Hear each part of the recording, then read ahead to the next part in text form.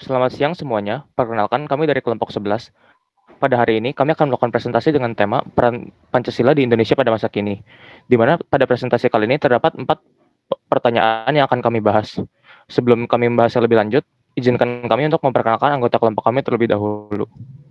Yang pertama ada saya Feldi dari Departemen Teknik Sistem dan Industri, kemudian ada Rizkard dan Rizka dari Departemen Teknik Geofisika, ada Isna dari Departemen Desain Interior, dan ada Aini dari Departemen Studi Pembangunan. Apakah Pancasila di Indonesia perannya telah pudar? Menurut kami tentu saja tidak. Kenapa? Terdapat beberapa faktor yang menyebabkan Pancasila masih mempunyai peran di Indonesia. Yang pertama, nilai keagamaan dan kemanusiaan yang merupakan dasar kehidupan masyarakat Indonesia. Keanekaragaman budaya yang merupakan identitas budaya dan bangsa Indonesia. Dan yang terakhir yaitu pemimpin yang bijaksana yang dipilih oleh rakyat, dari rakyat, dan untuk rakyat. Akan tetapi, terdapat beberapa penyimpangan dan pelanggaran terhadap Pancasila di Indonesia, yaitu adanya isu SARA yang bertentangan dengan sila kedua dan sila ketiga Pancasila, adanya tuntutan terhadap keadilan yang apabila dilihat dari sudut pandang yang berbeda mampu menimbulkan multitafsir, dan adanya kaum atau golongan yang tidak suka dengan pemimpin bangsa saat ini. Melalui hal tersebut dapat disimpulkan bahwa sebenarnya peran Pancasila di Indonesia saat ini belum pudar. Akan tetapi menimbulkan kesan sudah pudar karena terdapat golongan tertentu yang memiliki ideologi yang berbeda dengan Pancasila. Karena seringkali pandangan masyarakat terhadap sesuatu lebih terfokus pada dirinya sendiri. Oleh karena itu, diperlukan edukasi lebih mendalam mengenai pemahaman terhadap Pancasila dan agar kita mengerti bagaimana cara kita bertindak sesuai dengan nilai-nilai Pancasila. Yang kedua adalah bagaimana urgensi menghadirkan Pancasila dari hiruk-pikuk teknologi.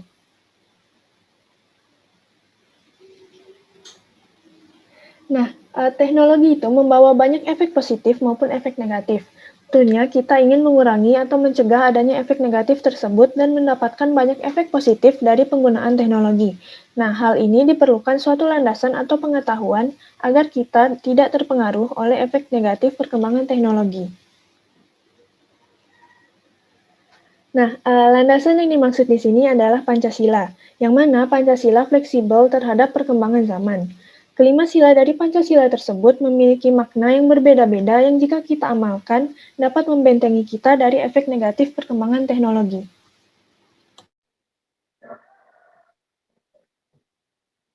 Nah, untuk soal nomor 3 yaitu bagaimana Pancasila menjawab tantangan masa depan Indonesia dalam konteks Making Indonesia 4.0 pada data Kemenperin. Nah, sebelum menjawab pertanyaan tersebut, kita jelaskan secara singkat apa saja sih tantangan yang terdapat pada Making Indonesia 4.0. Pertama, Indonesia beraspirasi untuk menjadi top 10 ekonomi dunia di tahun 2030. Kedua, 15 tahun ke depan akan merupakan masa emas bagi Indonesia yang akan menikmati bonus demografi. Nah, kita ketahui bahwa top 10 ekonomi dunia saat ini memiliki sumber daya manusia yang mumpuni dibandingkan dengan Indonesia. Sumber daya manusia kita masih di bawah mereka, akan tetapi Indonesia memiliki sisi lain yang penting untuk dimiliki, yaitu karakter dan integritas nasional. Baik, selanjutnya akan saya jelaskan tentang integrasi nasional dan Making Indonesia 4.0. Menurut KBBI, karakter adalah akhlak atau budi pekerti yang membedakan seseorang dari yang lain, sedangkan integritas nasional adalah wujud keutuhan prinsip moral dan etika bangsa dalam kehidupan bernegara.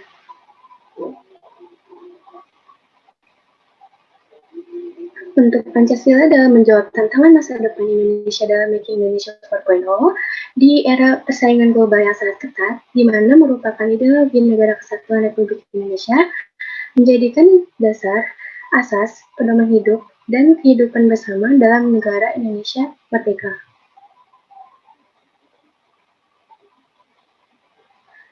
Di mana SDM Indonesia akan memiliki ciri khas untuk beradaptasi dengan perkembangan dunia yang berkarakter dan berintegritas Pancasila. Dengan konsep ini, Indonesia dapat mewujudkan masa emas Indonesia dan menjadi 10 top ekonomi dunia. Di era pandemi COVID-19, ada banyak perubahan yang terjadi pada masyarakat. Bagaimana tanggapan kritis terhadap fenomena perubahan tatanan sosial masyarakat yang berubah? Seperti apa seharusnya manusia yang menurut Pancasila itu? Saya akan menjawab pertanyaan keempat berupa tanggapan kritis pada pandemi COVID-19 agar menjadi manusia yang menurut Pancasila. Kepanikan dan rasa takut menyebabkan perubahan perilaku masyarakat secara paksa saat COVID-19. Kemudian hal tersebut menyebabkan dan mengakibatkan dua hal yang bersamaan, yaitu pemaksaan diri untuk selalu menetap di dalam rumah, kemudian penambahan rasa aman yang berbentuk pada panic buying. Kemudian setelah beberapa bulan pandemi terjadi, masyarakat mulai mengalami pandemic fatigue. Akibat pandemic fatigue, masyarakat mulai melepas rasa penat dengan keluar rumah, kemudian secara tidak langsung melanggar protokol kesehatan yang diberikan oleh pemerintah. Masyarakat semakin yakin bahwa pandemi sebentar lagi akan selesai jika sudah menerima vaksin COVID-19. Untuk menjadi manusia yang Pancasila saat COVID-19 dapat diterapkan dengan tetap menaati protokol kesehatan, tetap menerapkan pembatasan waktu kerja dan pembatasan pengunjung suatu tempat, kemudian tetap berpikir positif, memahami apa yang sangat penting dibutuhkan saat pandemi ini, menjaga hubungan antara sanak saudara up to date, dan menghindari buta pikir.